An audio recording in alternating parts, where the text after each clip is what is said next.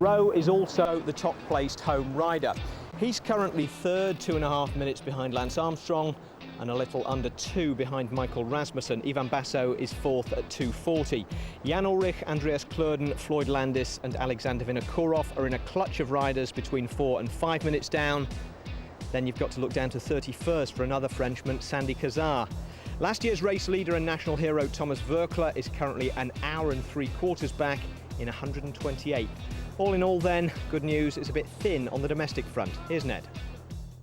So where do the French look now for their next hero? Christophe Moreau, the subject of repeated loving close-up coverage, is putting up a valiant effort to restore national pride, but it's not the same. No Jar Jar, of course, who won on Bastille Day in '95 and again in 2001. And they no longer have the man who made the 14th of July his own last year in Saint-Flour, as well as mastering the tearful post-race interview. No, he swapped the saddle for the commentary box, and boy, do they miss him. Actually, it's been heartbreaking for the French to lose their national hero, Richard Virenque, no longer riding the Tour, the man they love to love, the thin white Duke of the Mountains. Luckily for them, though, they've got a ready-made replacement. Remember Thomas Voeckler, briefly to be seen on this Tour wearing Virenque's cast-offs. His heroics from last year when he carried the yellow jersey through Bastille Day have earned him enduring star billing in France. It hasn't changed everything, but for my sport, for my rider, my sportman life, it's a little bit different, but I'm still the same guy, quiet, but just like the Tour is arriving, it's a little bit different because many pressure on me, and I just try to do my best, and we'll see what happens. One thing's for sure, this won't happen again. After he got his hands on the yellow jersey when he was part of a long breakaway on stage 5 last year, he defended it through thick and thin, right into the Pyrenees, where 10 days later he clung on by just seconds. The French public just couldn't get enough of him. That day it was exceptional because he's not a great climber at all. He can't climb, but with just his heart and his will, and knowing that he had the yellow jersey in front of a huge French crowds, he said, "I'll go for it," and he kept it by 24 seconds. That's the kind of little, heroics of the Tour that the French love. It's enormous for a rider to hold the yellow jersey for days. It's like in cricket. If a batsman stays on for like 5 days in succession, he becomes a hero. Refreshingly, Voeckler has never allowed the adulation to turn his head, and he remains extremely realistic about what he can and can't achieve. I'm not a rider who was born for the Tour. For me, the cycling is all the season, and not only the Tour de France, even if it's the main race of the year. But I know that I'm not able to win one day the Tour de France, not even on the podium. But if I can do one or two things, a few nice things after my career, it's okay for me. I'm happy with it. Well, stage 12 could be a good one for a French day out as we move from the Alps into Provence. It's rolling country, and it's going to be difficult for the pack to keep things under control. Before we get on with it, though, a quick update on Dario Frigo, the Italian rider whose wife was found with what's believed to be EPO in her car. The pair were released from police custody last night, but they've been formally placed under investigation for importing and using doping products. Now, the first news of the day at the start in Briançon was bad news for Tom Boonen. He was in obvious pain from a knee injury yesterday after a crash, and he did not start, which means the points competition has lost its leader. So the sprinters were suddenly out front instead of hanging off the back as they were in the Alps. Bradley McGee took the first intermediate sprint of the day, with Robbie McEwen second and Thor Hushoff third. Hushoff being the new leader of the points race now Boonen's gone. Also gone, and this is a rare sight, is one of Lance Armstrong's teammates. Manuel Beltran came off early in the stage, and although he struggled along with the help of the team car and the doctor's vehicle for a while, he was eventually forced to abandon. So too was Nicolas Fritsch of Saunier-Duval, the worst of all possible stages for a Frenchman to have his numbers ripped off on national television. Now, as we join the action, 3 Frenchmen, including Sandy Cazard, have escaped. But there are 10 others with them, including, interestingly, Thor Hushovd and another green jersey contender, Stuart O'Grady. Robbie McEwen isn't there, but one of his team members, Axel Merckx, is. So an intriguing situation developing out on the road as we join Phil Liggett and first Paul Sherwin. This is the front of the race. We're looking now at around about 1 kilometre to go to the summit of this climb. And this is the second category climb of the Col de Saint-Jean, 88 kilometres covered. And this is an interesting formation. There's Thor Hushovd. Hushovd has seen this occasion as extending his lead in the points classification, because with the abandon this morning of Tom Boonen, this is the man who tomorrow will wear the green jersey as leader of the points classification. But the closest challenger is in the group with him there, number 121. Stuart O'Grady. He's got the route map out there. You can just see who's holding in the middle of his handlebars a little white piece of paper. Well, the race organisation here print a copy of the race handbook for the riders. It's a small 6 by 3 inch piece of paper, piece of cardboard that the riders take with them every day, and it gives them a point of reference as to exactly where they are on the course. And O'Grady will be very happy to know that he's already got one of the second category climbs very much behind him. There is another one down towards the end. It's the Col de Corobin, and that's at 156 kilometres covered. It climbs up for about 12 kilometres, but it's a fairly gradual climb at 4.5%, and I don't think it really should affect that group down towards the end. Well, 3:24, the gap, you can see the crowd. It's an area where the Tour doesn't often come. It used to come here a lot up until the 60s, then it seemed to go away. We're so far south. This is a part of the Alps we don't always see, because you're rather restricted in the roads you can use without changing countries. But Juan Manuel Garate has decided to prove to the world that he is a climber after all, and he's nipped ahead here to take the climb of the Col Saint-Jean. Goodness knows how many people are on the road today. It's a beautiful day for enjoying the Tour. It's Bastille Day, everybody in holiday mood, and the weather has been turned on. Sandy Cazard in second place. Looks as though Stuart O'Grady may have crossed that line third. Well, O'Grady's just being attentive. I think he will have crossed off that second category climb on his agenda here this afternoon. He'll be looking forward to getting over the second category climb up towards the end, because there's a nasty climb, the Col de Corobin, 156 kilometres covered. The 2 or 3 weakest climbers in this group at the front would have to be Giovanni Lombardi, who's second from the back, Thor Hushovd and Stuart O'Grady. But on a day like today, you don't necessarily have to have climbing legs. It's a question today, I think, of the man who has recovered the best from the 2 very difficult days we had in the Alps. It really is beautiful today, but people were asking that they would prefer if they organised the Tour de France in the summer, because the weather over these first 12 days have been very up and down, but it's brilliant now. Of course, some riders love the heat, some riders love the cold, and they react differently. Now it's a different problem for some riders. We'll see. The biggest problem Lance has had today on what should have been a fairly tranquil day, I think, is the loss of Manuel Beltran.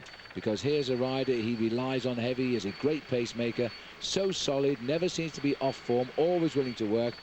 A silly crash, an injured knee, highlights the risks in the peloton, I think.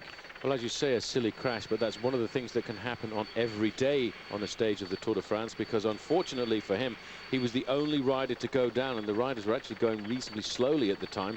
And those, to me, are always the worst crashes, because instead of sliding, you actually go down very hard. We've been talking about the weather changes, and the temperature has started to climb up a bit. We've come up to about 30 degrees Celsius, and one man who really enjoys the hot weather is the big German, Jan Ullrich. So the gap now, look at that, still 96 kilometres to go to the finish. That's around about 2.5 hours of racing over terrain like this with the weather conditions that we've got. And we've got a stage today where we could see a serious amount of leg braking in the main field. Of the men in the breakaway, 4 of the riders have previously won stages in the Tour de France. Stuart O'Grady won back in Grenoble and again in Chartres. Thor Hushovd won a very good race in Bourg-en-Bresse, and of course last year he was a winner of a bunch sprint on the run into Quimper. David Moncoutier broke his duck last year with a win in Figeac, which was basically a win in his own territory. And of course Patrice Algon won a stage in Pau, and that was a long time back in 2002. Well, the main field going over the summit of the Col de Saint-Jean, 3 minutes and 40 seconds in arrears. But for them, they won't be too worried at all, because none of the riders in that leading group are of any danger at all to Lance Armstrong in the overall classification. Bonjour, je m'appelle Patrice Algan et je vous donne rendez-vous sur le Tour dans 2 minutes. Well, you may be wondering what's happened to the former England football international Geoff Thomas in his quest to ride the entire route of the Tour de France. Geoff, you may remember, is himself in remission from leukemia and is taking on the Tour to raise money for leukemia research. Well, you'll be pleased to know Geoff's made it across the Alps, crossing over this very spot at the Col de Galibier last weekend, and he now finds himself riding deep into the Pyrenees. Today he finds himself tackling the murderous stage 15, featuring 4 Category 1s and a final all-category climb to the finish. So a nice easy day in store for him then. By the way, if you want to find out more about Geoff's challenge and get behind him, then the best way to do that is to visit his website, which is www.geoff-thomas.com, and then offer him your support.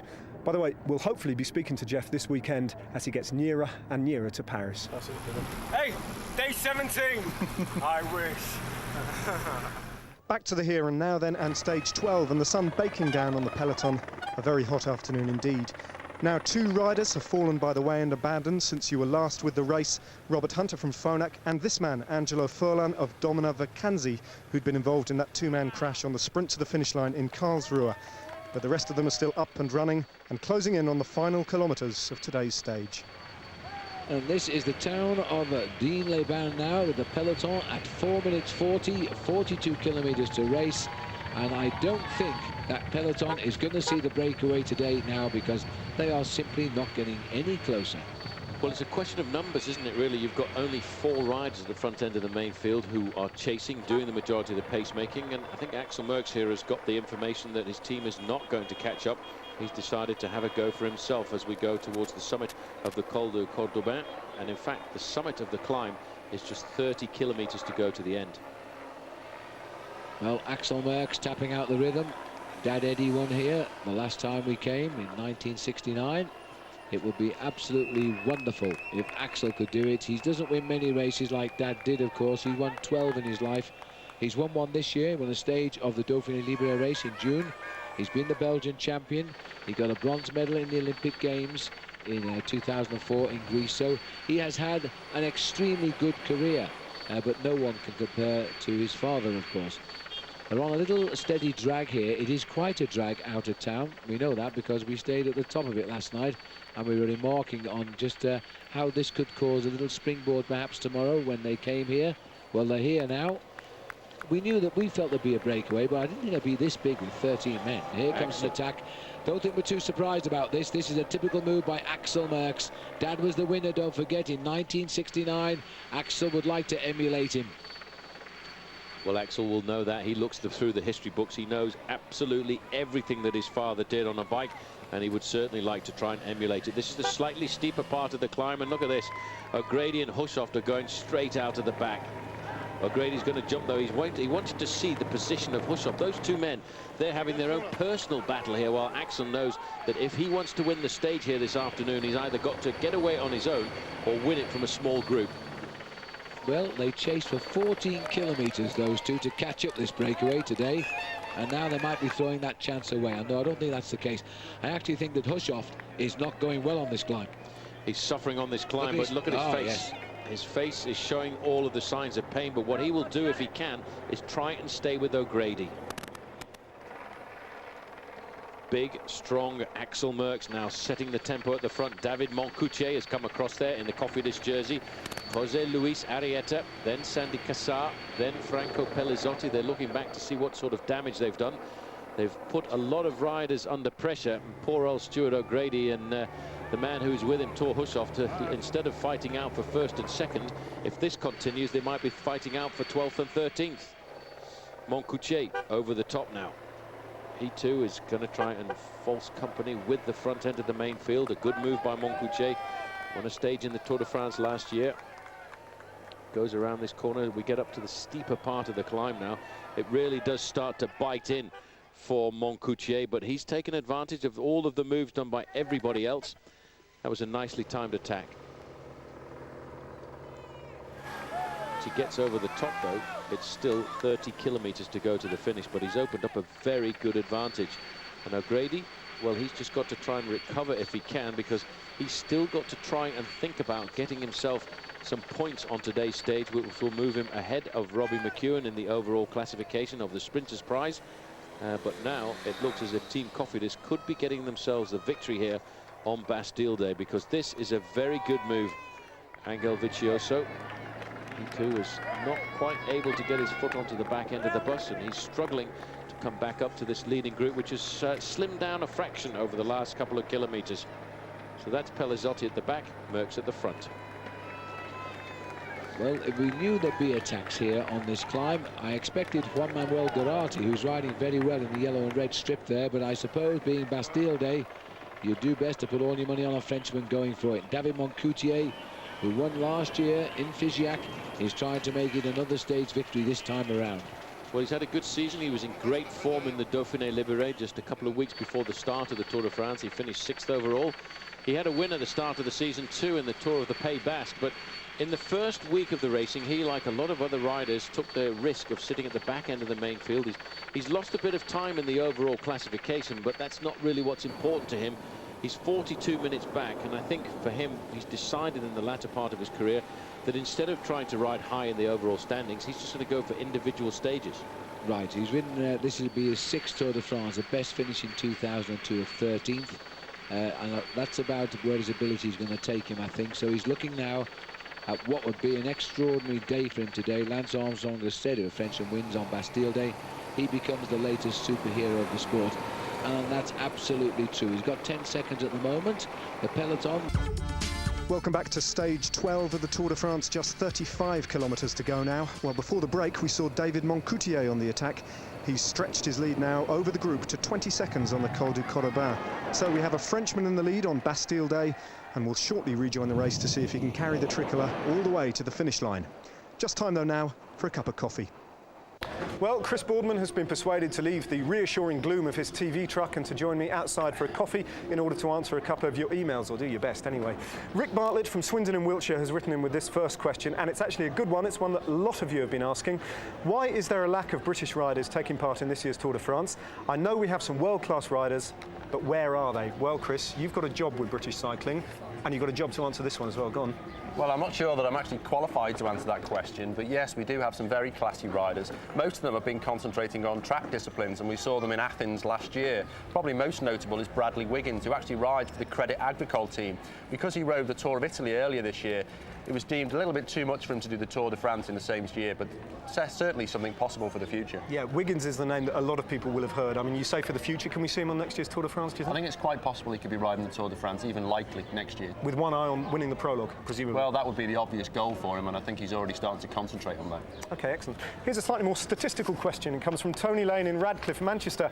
I would like to know the largest winning margin of all times on the Tour de France in comparison with the largest modern-day margin. Well, if you take the modern-day era to mean post-war, then you have to look at Fausto Coppi's win in... Year, I don't know. 1952. 52. OK, that winning margin was 28 minutes, 17 seconds. But the largest win of all time was actually the very, very first Tour de France in 1903. That was Maurice Garin, and his winning margin was 2 hours, 49 minutes and 45 seconds. Lance Armstrong, incidentally, his first ever Tour de France win in 1999, that was his biggest winning margin, 7 minutes, 37 seconds. And the smallest winning margin ever? Probably Greg LeMond's, 89? Definitely Greg LeMond, his win over Laurent Fignon in 89, and he won by just... 8 seconds. Yeah, Phil Liggett has the commentary. This is going to be incredible. Fignon is bouncing off the barriers here. He's lost the Tour de France. The crowd has realised it. Laurent Fignon has lost the Tour de France. Right on the line as he comes over. 55 seconds his countdown. He has lost the Tour de France by 8 seconds. Can you believe that? Laurent Fignon has lost the Tour and Greg LeMond has won it. From the sublime Phil Liggett to the faintly ridiculous here from Nigel Fakin in Fareham, Hampshire. Now, here's another one for you, Chris. Can you tell me, brace yourself, can you tell me what the toilet arrangements are for the riders? Do they get many Paula Radcliffes? Chris. Well, I am qualified to answer this question. We don't get many Paula Radcliffes, but the riders do need to lose some fluid, shall we say. Now, most of the time, they'll wait for a quiet spell in the race and just stop discreetly by the side of the road, but sometimes that's not possible, and they have to perfect the art of going on the move. Now, that's something I'm going to leave to your imagination. Excellent. Well, you ask the questions and we try to answer them. Do keep them coming, though. The best way of doing that is to visit www.itv.com/Tour de France and then just follow the prompts. That's enough toilet questions, though. I'm Wondering, in fact, if David Monautier will stay away. 33 kilometres to go to the finish now. He's working his heart out. It's a big moment. To win on Bastille Day is a very special moment for a Frenchman. There were 3 of them in the original breakaway of 13. The breakaway has split, but there are still 6 riders chasing. And once over the top of the climb of the Col de Colobane, which is about 2 kilometres or so to the top now, and then he's got a little bit of downhill to the Col de Lorme, which isn't a great challenge at all. Once over the top of the Col de Lorme, 10 kilometres to the line, and he'll be cheered all the way by the French now, and this will really put his name on the map. Well, it's a big chase, I think, behind for Stuart O'Grady, but Axel Merckx's group has lost themselves 30 seconds. But this man very shortly will start to climb up to the final big summit of this day's stage, and that's the Col de Colobane. But he does have that final little pimple on the horizon, the Col de Lorme, which is situated very nicely at 10 kilometres to go to the line. This is a fine piece of riding by Monautier. We saw it in Figeac last year, and he's at it again now.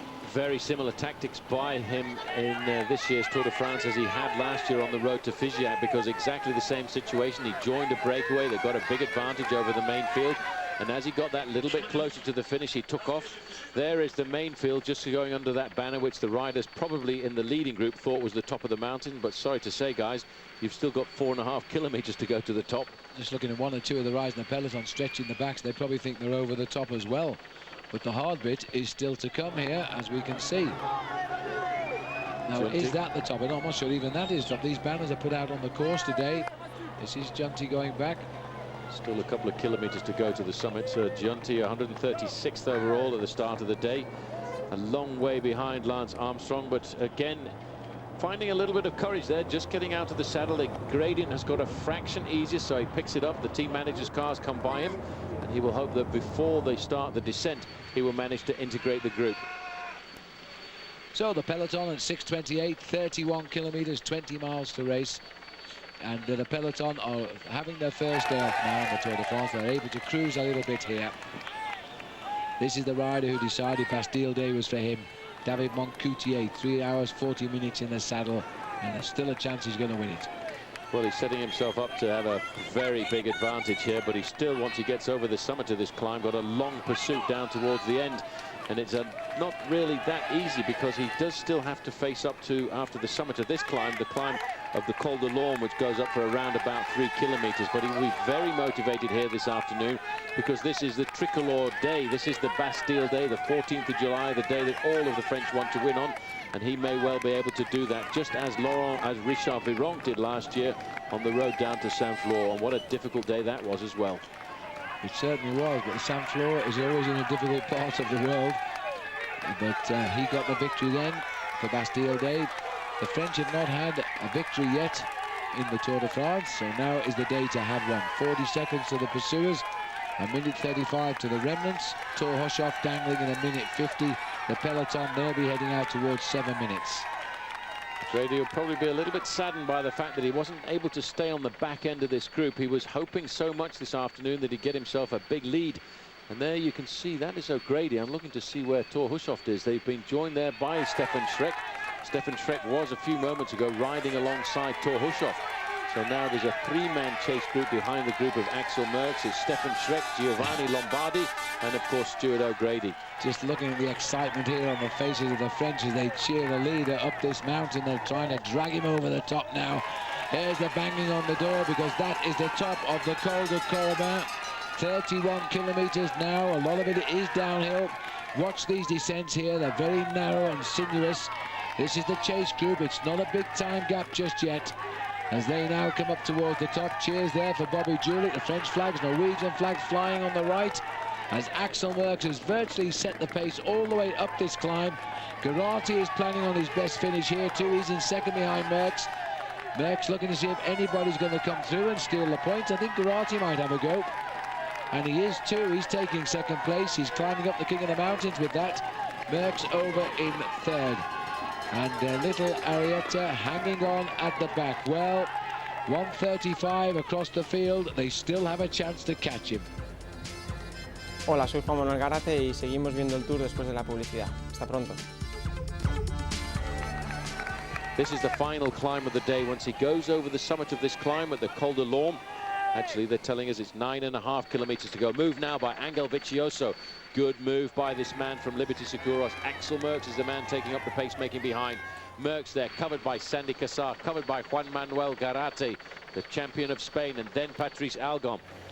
Well, I'm surprised at that move there coming from Vicioso, because if it had all come back together, he would certainly be my favourite for the win in the sprint.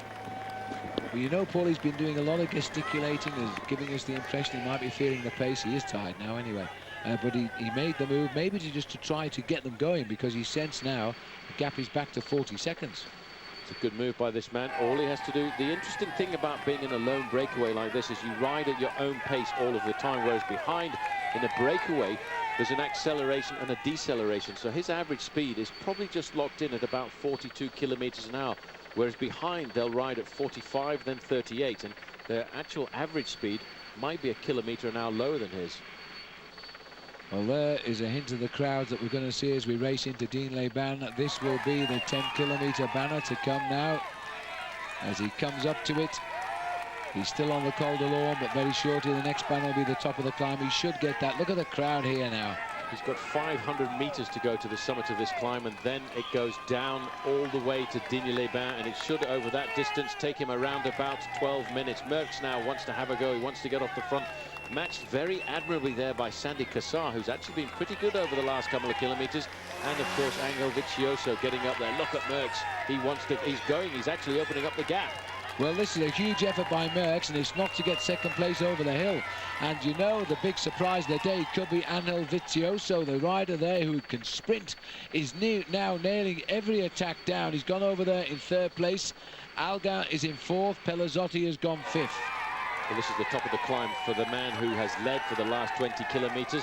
This is David Monautier just going over the top, and the time gap is coming through at 32 seconds for this man over the group containing Axel Merckx. Merckx is not asking for any help at all here, looks over his shoulder. He realized that these guys, they've been away for such a long time. If they want to win the race, they have to do it now. Well, Vicioso now the danger here in third place. Garate taking it up. This is the top of the climb where they will stop the clock, and again it is still locked in there at 31 seconds. It's going to be touch and go for David Monautier, but once he's got to the summit of this climb, he'll be able to take some respite, and on the descent he'll be able to pick up the pacemaking. Now this is good for him. Once you see a breakaway group like that spread across the road, that brings down their average speed, while this man is still riding consistently at 42 to 44 kilometers an hour. His body right now will be saying, stop this pain that you're giving me. But you know what? When you're in a situation and you think you can win, you can push that pain barrier just a little bit further up. And that's what happens when you're in a situation when you realize that you can win. 31 seconds then to the group containing Axel Merckx, and more than 2 minutes and 30 seconds back to Stuart O'Grady and of course Thor Hushovd in that group, who today will probably fight it out for around about 10 or 11 points, but not that important to them. The important thing is stretching their advantage over Robbie McEwen. So it's 31 seconds at that point. Still 10k to go. For me, Paul, the big danger now, if he gets back, will be Angel Vicioso. I think he'll win this race. He is riding extremely well.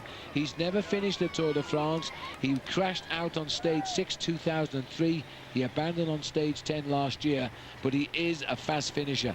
Oh, he certainly is. We saw him win that pretty impressive stage in the Giro d'Italia, where he got disqualified for using all of the road. In fact, he used both sides, if my memory serves me correctly. But he was wrongly disqualified that day, and the riders agreed with everybody. They said he should be given the stage. It was reasonably undangerous, I suppose, but he has won a couple of stages this year of the Escutal Bicicleta, a race in the Basque Country.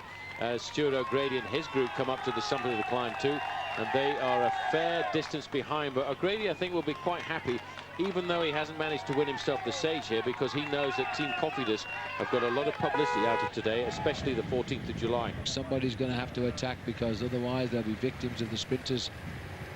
This is very good for David Monautier. If they keep accelerating, slowing down like this, the next time we get a time jack to Monautier, it's going to be close to the 40-45 second mark, and if he's got that at 5 kilometers to go, I don't think they will ever see him. I don't think they can catch him. Merckx is the one that wants to get there and win the stage, and they're just all not helping him. The gap is edging open. This man, I think, is nosing away to a fabulous victory for France today. Been a while in coming. First one this year. Best day to choose. As we look here now, he can't pedal any more high gear. He's in his top gear here, and he's pushing it as fast as he can pedal. David Monautier, 13 career wins, and he's about to move one notch higher and get rid of that little monkey off his shoulder, number 13. I'll tell you what, it's still locked in at 30 seconds from Monautier to the group here, which contains Axel Merckx, Vicioso, Juan Manuel Garate. Merckx is absolutely frustrated there, just throwing his arm up, because he feels that not everybody in this group is putting their full effort into pulling back this lone leader. Sandy Cassar, he's the man made the most gains today. 17 minutes down at the start. He might finish as much as 10 ahead today. 5 kilometers to go. 3 miles. It sounds better, 3 miles. It gets him a little bit closer to the flag. All he's going to do is keep looking down at those feet, checking where he is and driving on. Won't look over his shoulder now because there's no effort can be saved now. It's win or lose everything. One of the reasons he keeps putting his head down like that, by the way, is to make himself just that fraction more aerodynamic. You just caught a quick glimpse of Digne-les-Bains in the distance. 5 kilometers to go for the 7 chasers. There is a certain amount of disarray in this group now, Phil. That, I think, is what's costing those valuable couple of seconds. And the closer we get, of course, the more messing about, because some of these guys will want a second place on the stage of the Tour de France, and they won't help. And that disorganises the chase. Garate there is freewheeling to the front because he can't pedal any faster just now. That's a big advantage for Monautier, because that means they'll all go down this part of the course at the same speed. 4 kilometers to go now for David Monautier. The last time crackling over race radio was in fact 28 seconds, so it's come down a little bit, but this man cannot flinch, Phil. He has to give everything he's got. In fact, instead of 100% here, he must be giving 110. Well, just look at the speed of this boy now. He got away on the lower slopes, or the higher slopes of the Col de Colombat. I thought it was proving to be a bit too soon, but he had no other place on the course. A man that rides like David Monautier could escape. He had to go there, he had to gamble, and it looks as though it might work. 28 seconds, they're nosing closer, but it's not fast enough. It's 28 seconds at 5 kilometers to go. It's 28 seconds at 4 kilometers to go. They're not moving in fast enough, and this man, looking at his pedaling style here, is nicely locked onto his handlebars. The top half of his body is nice and solid. He's cutting around these corners as straight as he can, making it the shortest possible distance to the finish. It doesn't look to me as if he's losing any power at all in his pedaling style. They're just nipping through the streets here now, through this game. 3 kilometers from the finish for David Monautier. It'll be a French-Mexican wave now, all the way to the line for him. There goes Vicioso again now, looking over, and just trying to mark him out there is Junti, I think it was. No, it wasn't. It would have been Arietta. He's marked in Merckx in second place now. This is Arietta near his camera. They're that close, look, we're at the same roundabout now. It is nothing, but they can't get any closer. I thought they would have had him when they came off the mountain on that wide road. The tough thing is, in a race like this, on a day like this, where we've been in the average mountains, it's been up and down all of the time. It's still 28 seconds for this lone leader. But the problem is, everybody is in the same physical state. They're all pedaling to the maximum of their ability, and they're all tired, but this man is the one who took the risk. How lonely is it out there now on a day of the Tour de France when you're French and it's July the 14th and you're racing in front of your own public, and he's rising to the occasion now at 2 kilometers almost. He'll see the banner very, very shortly. This is a huge effort, and of all of his victories, this will be his best ever, and he's had some good ones. There's the 2 kilometer banner, and the clock starts now for the chasers. Well, it was 28 seconds to go. He's now basically looking at about 2.5 minutes of effort. I can't really believe that he's going to lose half a minute in the last 2.5 minutes of the race. He can add this victory to his victory last year in exactly the same style, a solo effort over the last few kilometers. That was on the road to Vichy-Ac, and that was in his own home area. And it was similar to the weather conditions too, because it was a very hot day. The group behind now zigzagging over the road. This will really be playing into the advantage as they go under 2 kilometers to go, and it is still 28 seconds. Well, there's Vicioso. He's laying off the back here. I don't know if he's going to try and do anything, but he's Algan is having none of it. He's following him back at the front. 1.5 kilometers to go. Once he sees the kite, he can celebrate. Nobody will cover it in 30 seconds faster time than this man. He will be on a tidal wave of noise. He's French. It is one of those great moments in any Tour de France. Well, you can hear the crowd now. They are all behind this man. The Tour de France hasn't been here since 1969, and now it's coming back on Bastille Day, the French's greatest celebration. The next banner he will see, Phil, will be the kite, which indicates just 1 kilometer to go to the finish, picking his way precariously around that corner, and there is the kite. There is the kite at 1 kilometer to go. Look at these people here. They all know, of course, who he is because they've been watching him on the big screen. And they went completely silent when they thought the group was coming back. They're not coming back now. Enjoy the moment. That is the first time, Phil, over the last 10 kilometers I've seen him look back over his shoulder, and the reason for that was he just wanted confirmation. The race directors just told him he's got a 32-second advantage. He isn't going to enjoy this until the last 300 or 400 meters because he wants to make sure there's no silly comebacks. Well, David, I can tell you this, there won't be today. 32 kilometers or 20 miles. He has led today's stage of the Tour de France, and in the next 100 meters or so he will just start to celebrate. Time for this man is of no consequence. Today it's all about winning a stage in the Tour de France, and you choose the day the French love most, July the 14th. The only other day of the year they close the Champs-Élysées is for the arrival of the Tour de France, and he'll be there in Paris on the 24th as well. David Monautier from Figeac last year to here in Digne-les-Bains this time around. That was a superb ride. I don't think he can believe it, Phil. That is joy on his face. He really wanted this. It was a risk to go out with 32 kilometers to go to the finish, and that's what pays at the end of a day like this. These guys have lost out completely. Axel Merckx over there on the left-hand side, Vicioso at the back of this group. He will probably be the man to lead them home, although I can't see the dark tracks there tucked in. They are all going to do almost come to a 0 speed here as they start now to try and begin the sprint. Watch out for that rider in blue. They're afraid of him. He would have been the likely winner, I think. Garati sitting out the back. And there we go. That's the move. Arrieta, the non-sprinter, has opened it up, and quickly on his wheel is Vicioso. Sandy Cassal's got his wheel first. Cassal's made the big gains today. Probably more than 10 minutes for the overall. Cassal is going to try and make this a French 1-2 as he comes over on the right of our picture here. Vicioso has dived after his wheel now. Vicioso is going to wait, and he's going to come by, and I think take it on the line. It was very, very close. It might have been Cassar second, Vicioso third. So a win for David Monautier today, as the peloton is going to come home in about 10 minutes' time. Well, O'Grady is going to have to lead out the man in green, Tor Hushoff. Normally Hushoff these days is the quicker one, who is the most tired, as Gino Lombardi goes for the line. O'Grady now kicks and grits his teeth, moves over on the outside. Hushoff stuck right into his slipstream. This is going to be a matter of honour for Stuart O'Grady, but here comes Tor Hushoff. Hushoff on his wheel now is going to be touch and go, and Hushoff takes it. Hushoff gets the advantage over Stuart O'Grady. Well, the home win looked a long shot when there were 3 Frenchmen in a group of 13, but once the infighting started behind David Monautier, he was a cert for the win, even if it took him a while to relax and stop looking over his shoulder. In fact, he had nearly a minute on the non-chasing group at the line, with Sandy Cazard making it a French 1-2 ahead of Spain's Angel Vicioso, and Patrice Algon making it 3 home riders in the top 4. Behind them, Tor Hushoff beat Stuart O'Grady for 9th place, which was worth an extra point in the green jersey competition. 9.5 minutes later, Robbie McEwen, having failed in his attempt to have the break chase down, was looking to mop up the crumbs in the sprint for 14th. McEwen just off to our right with the yellow helmet on, 4th wheel. He's looking for the move. You better watch it. It's coming on the other side of the road. McEwen is going to have to stretch his legs here. He's going to have to go on the narrow road, I think, as the sprint starts for the line now. He's trying to be given the lead out. He's leaving it a little bit later, is he? He's in 4th wheel here, and he's being tried, and now he comes on the left. There's nobody in this race could beat McEwen. That was nearly a nasty switch, but there we are.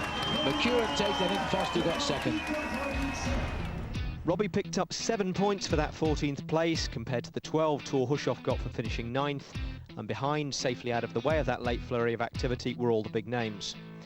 Thomas Voeckler's not having the tour he did last year. He was 149th, and as well as the first man on the stage, the French also had the last, Nicolas Jalabert, in 162nd place. Well, he mistimed his break by a day last year, winning on July the 15th, but Monautier got it right this year, and we couldn't possibly ask him to reflect on the significance of it in anything but his native language. C'est vrai que c'est la fête nationale, donc c'est souvent symbolique durant le Tour de France, et c'est vrai que les Français, on avait hâte d'être dans l'échappée. D'ailleurs, on a pas mal attaqué, et on fait d'ailleurs 1 et 2, et c'est vrai que bon, comme je dis, c'est un peu symbolique. Ouais. Sur le Tour, c'est pas évident de gagner une étape.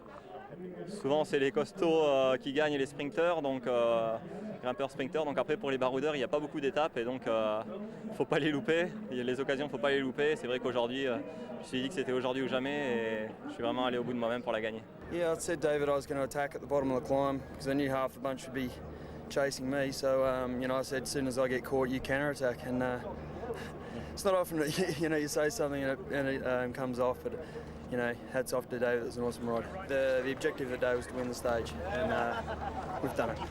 We should deserve a bit of champagne. Stuart O'Grady, I believe, speaking in his native language too, and Lance Armstrong in his natural habitat, up on the podium to get his 7th yellow jersey of the Tour and the 65th of his career. No real change at the top of the standings, though, where the contenders all kept an eye on each other. In fact, no change at all until you get to Sandy Cazar, whose second place today moves him up 9 minutes or so from 31st to 19th. The one place there was change was in the green jersey competition, where Tom Vernon's withdrawal makes Tor Hushovd the new leader, a first for Norway on a day that was otherwise an exclusively French affair. Well, we should extend Bastille Day congratulations to David Monautier for that great win, the first French stage win of the Tour. But Chris, you and I were shouting at that chasing group on the run-in. I suspect people were at home too. What is the point of jockeying for second place when you could be working together to catch the man in front and then go for first place? Well, the problem with the large breakaway, or rather the good thing really, is there's a lot of people to share the work, but the danger is always if one person starts to miss turns, everybody else starts to become paranoid and think, well, I'm not going to work and tow you to the finish. The only chance they've got is a breakaway. Axel Merckx tried it, and if he'd got away on his own, he probably would have got across, but it didn't come off, and so he basically destroyed the breakaway. Easy win for David Monautier in the end, although he put a lot of work into it on the way there. Now, a day off for Lance Armstrong, really, but he's lost one man, Manuel Beltran. We're off into the Pyrenees pretty soon. How much of a loss is he going to be? Well, he's probably down to the strength that he had last year. He had a very, very good team there. It's going to be difficult for them to be beaten. It won't be easy for them on stage 15. That's the big day. Lots of mountains there, but I still think he's going to be okay. Yep, stage 15, the biggest climbing day of the entire tour, will be on Sunday when we're live on ITV2. Now, there'll be no solo breakaways tomorrow, I can virtually guarantee it, because the green jersey competition is back on by popular demand for one day only. Stage 13 is as flat as we've seen for a week, and we won't see another one like it until the final week. It's relatively short too, just 152 kilometres from Miramar to Montpellier. So last bunch sprint before the Pyrenees, I think, and we'll have it for you here on ITV2 at 7 o'clock tomorrow. See you then.